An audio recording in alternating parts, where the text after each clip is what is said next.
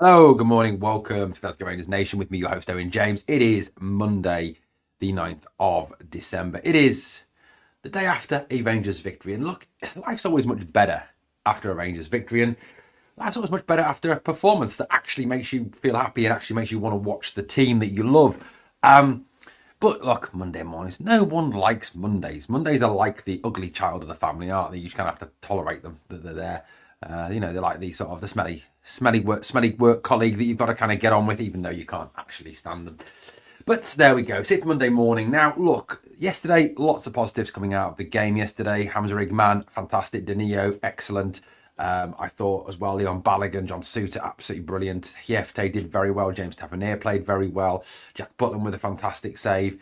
There were some really good performances. Yanis Hadji, yet again, top class, showing, what he brings to the team in terms of, moving this team forward in terms of their creativity, their cutting edge, and the whole sort of Rangers package. It's obviously very sad that both him and Danny won't be able to play on Thursday at home against Tottenham in a real face-off against one of the English giants.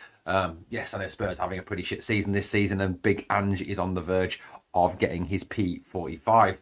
Look, now, Clement deserves credit. He deserves credit for turning this round, and well, I say turning it round. As I said on the podcast last night, you've got to kind of put in a bit of perspective for the teams that we've beaten so far.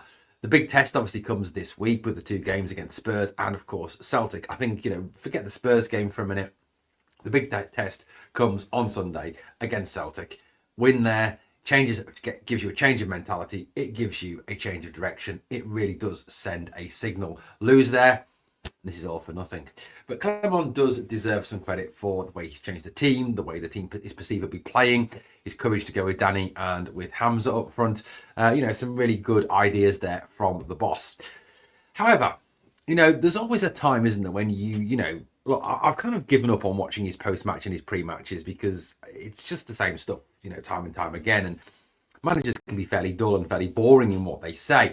But he came out with a comment yesterday that kind of perplexed me slightly, and it was another one of those you didn't really need to say that, Phil, kind of comments. One of those comments, as I've said in the past, that you really should have a man next to you. You write down what you're about to say, you show it to them, and they go, "No, don't say that. Seriously, just don't go there." And it was a bit of a weird comment. I think half right, half wrong. Let's have a look. This is what he said. He was asked about the next two games, the upcoming games against Spurs in the Europa League on Thursday and Celtic in the Cup final on Sunday. And this is what he said in response to that. He said, maybe we need to say the two games are financially out of our league, but we're going to compete. So let's unpick this comment a bit. Now, I know, and I may appear racist or condescending for saying this, but, I know that English is his second language. So there is that element there that he perhaps doesn't fully understand what he says sometimes, or the translation from French or Belgian or whatever it is he speaks, or Flemish, to English is not always as clean. But, this comment here, he says, but maybe we need to say the two games are financially out of our league, but we're going to compete. Now, look, I'll give him Spurs. I will give him Spurs on that level. I will give him any English Premier League club on that level. English Premier League clubs are head and shoulders above Scottish clubs. Even Celtic, who do very well financially at this moment in time, are light years behind the English Premier League. Let's just take Spurs, who, realistically are not a top four club. They're not one of the big four. They're not Liverpool. They're not Arsenal.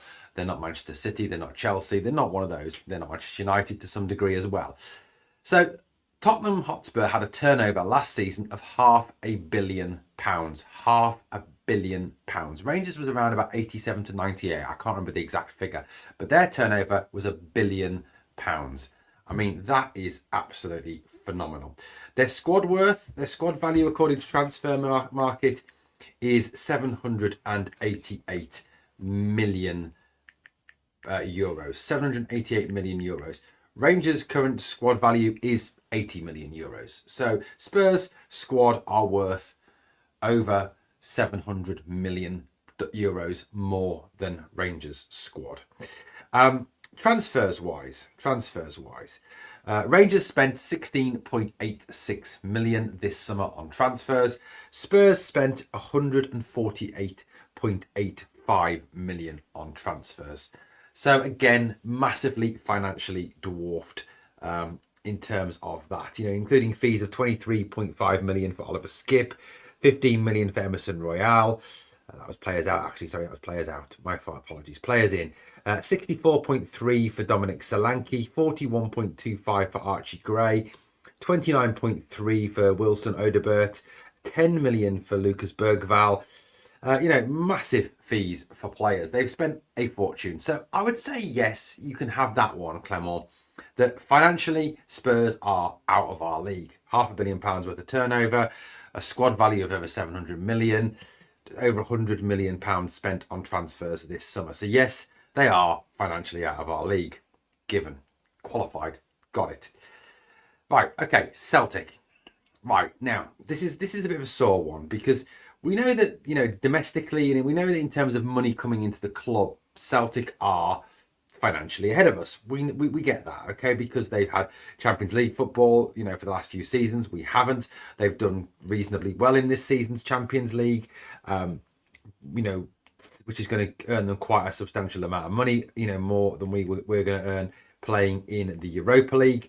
So, look, financially, yes, their profit is better than ours. Their turnover is better than ours.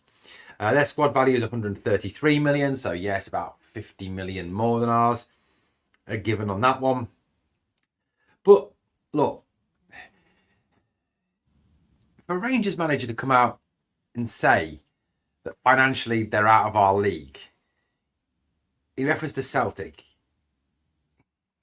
you've got to kind of look at it with a two-edged sword in terms of, yes, he's correct in terms of pure numbers and pure money and pure squad value at this moment in time. But there is still that element as a Rangers fan where you don't want to hear your manager come out and say that. Now, you may say that, yes, it is true what he said, fair enough, and I'll give you that because their turnover is better than ours, their profit is better than ours, their player income is better than ours, their squad is worth more than ours, they've spent more on transfers than us, etc., etc. And I'll give you that, okay? So that's fine, 100% fine. But you don't need to be referencing it in public before a final. I'm not saying the manager should be, going out there with the purpose of just carrying favour with the fans in what he says. That's not right. But there is a kind of thinking something and not saying it. Okay, I'm not saying that Celtic aren't financially out of our league at this moment in time because, they quite frankly are. They are financially light years ahead of us, and that's through a number of factors which we've discussed on videos, like financial mismanagement of our club, like a bad player trading model in our club, poor decisions on signings, poor player recruitment, poor managerial appointments, etc., etc., etc. We know all that. Well, that's a given. But in terms of, Rangers v Celtic, the old firm, the derby, the rivalry, the hatred between the two clubs, this thing, Clement should not be coming out in a time when he is perhaps starting to win back fans with the team's performances and saying things like this. If there's one thing that Rangers fans don't like to hear, it is that. We'll try and compete with them, basically. If we lose to them, oh, well, we've lost them because fine. It's like trying to get your excuses in early, isn't it? that if we lose to Celtic next Sunday, well, that's because they're financially light years ahead of us and we can't compete with them anyway, because that's it. But no Rangers manager would ever should ever be going into an Old Firm game coming out with that sort of line. Can you ever imagine Walter Smith? I mean, I know he was in a different financial position, but let's just presuppose and pull these managers forward into this day and age. Would you ever imagine Walter Smith saying that, or Graham Souness saying that, or Big Eck, or Dick Advocat? There's not a chance in hell that Walter Smith or Graham Souness would come out and say those lines. There's just not a chance. Not if they were manager of Rangers at the time. They're not going to come out and say it because they know that is not the wisest thing to say in this situation when you're playing Celtic, when you're facing up to Celtic. And to me, to some element, it sounds like getting your excuses in early so that if we lose the final next Sunday, which obviously, they're favourites for, that he can come out and say, well, look, financially we can't compete with them. Their squad's worth a lot more money than them. They've got more money than us. So realistically, yeah, we can't compete with them. Like I said, I'll completely give you Tottenham. I will. If we beat Tottenham, it will be a shock. It will be a surprise because at the end of the day, like I said, their squad's worth over 700 million more. Their turnover's £500 million. They spent over 140 million on transfers. We spent 16. They pay their players 200, 300 grand a week. Our players, top wage earners, 30 grand a week. You know, it's almost in England like a League One team in terms of financial size, not in terms of size. I'm not saying that Rangers are far bigger than most Premier League teams, but in financial terms, it is like a League One team taking on a Premier League team. You know, 9 times out of 10, they're going to get their arses kicked. But so I'll give you Spurs. I will give him Spurs 100%. But, you know, and if he'd come out and said that again, you know, that ahead of the Spurs game, fine. I get that. That's fine because realistically it is inexorably true. They are massively financially ahead of us. But to come out and say it about Celtic, a major rival, is not the cleverest and smartest of things to say as a Rangers manager. And he needs to really think before he speaks. He really does need to kind of think about the message he's portraying to fans. Now, this got me to thinking a little bit. Looking at the two teams, right? Team on the left, obviously, is Celtic's team against Aberdeen, a 4-3-3. The team is our team from Ross County yesterday. And look, I thought I'd kind of do a little bit of a comparison in terms of, you know, if you were going to select a Rangers Celtic team, you know, which players from our team are better than their players, etc., etc. Okay, let's go through and kind of look at it a little bit. And, you know, please feel free to play along at home and kind of give me your input on this one. Okay, so I know it's a little bit tough, but what I'm going to do is I'm going to take it as a 2-4-3-3. So I'm going to take it as Cheney and Igman either side of Danilo, Hadji, Barron and Raskin in our midfield, okay, to do a direct comparison between the two squads. Okay, so let's start with goalkeeper, shall we? So Butland or Schmeichel? I've got to go with Jack Butland. Jack Butland is a much better goalkeeper than Kasper Schmeichel. You know, at this point in time, comparing the pair of them, I would say Butland, better goalkeeper, better all-round keeper, better shot stopper, better in his box, better commanding his box, all round. But Jack Butland, better than Schmeichel. I mean, I know you've got your Celtic fans who are going to argue that's not the case, but we know that, you know, that's just crap. They don't know much about football. But I think, you know, if you were to go to a pundit in south of the border and ask them, you know, where Schmeichel's played and where Butland's played, who's a better keeper, most of them are going to say Butland. So I'm going to go with Butland there. Right back, unfortunately, it's got to be Alistair Johnston. He is better than Tav at this point in time, at this point in Tav's career. You know, maybe if you go back 2 seasons ago, you would argue that Tav is better. But at this point in time, Alistair Johnston is a better player.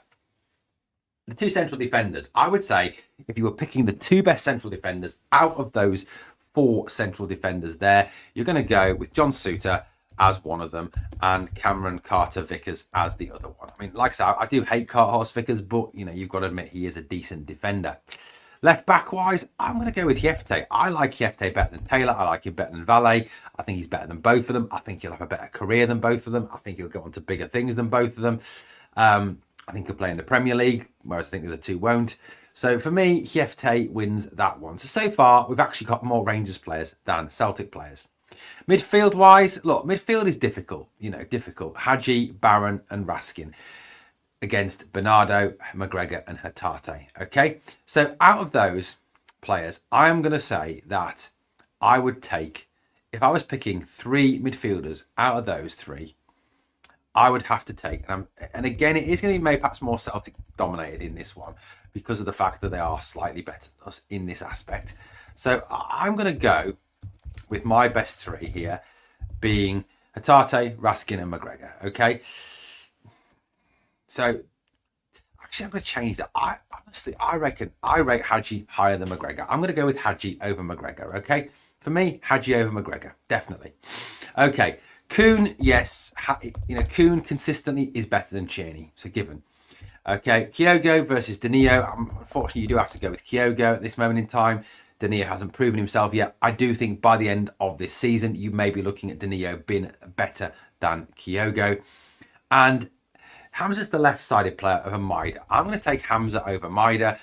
I don't actually rate Maida. I don't think Maida's that good a footballer. I think Tav makes him look good, but I don't think he's that good. So that's my joint 11. So you've got 1, 2, 3, 4, 5, 6 Rangers players, 5 Celtic players. You've actually got more Rangers players individually individually better than their Celtic counterparts. Okay, you may completely disagree. Okay, there is a slight blue tint to this, obviously, but for me, that is two teams that are roughly comparable. You wouldn't say, for me, on paper, that there is a massive, massive difference between those two squads. There isn't a massive difference between those two squads. Not in terms of ability, not in terms of the gulf there perhaps is between Spurs and Rangers, or between Manchester United and Rangers, or between, Liverpool and Celtic, or between Arsenal and Celtic, or between Chelsea and Celtic. You wouldn't say there's the same gap there, but as there is between Rangers and Celtic. The gap is a lot smaller. And I think player for player, with a few exceptions, there is a roughly comparable for player for every position.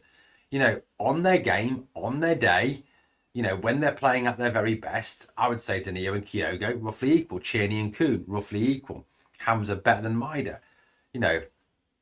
Baron Raskin and Hadji, probably can match up with Bernardo, McGregor and Hatate if they're both playing to the top of their abilities. I do think that there is perhaps a kind of a biasness against, because of the underperformance of recent years. If you say that those Celtic players are vastly better than Rangers players, I don't think they are vastly better. I think a lot has got to do with how they are coached, how they are motivated, how they are played, how they are asked to play.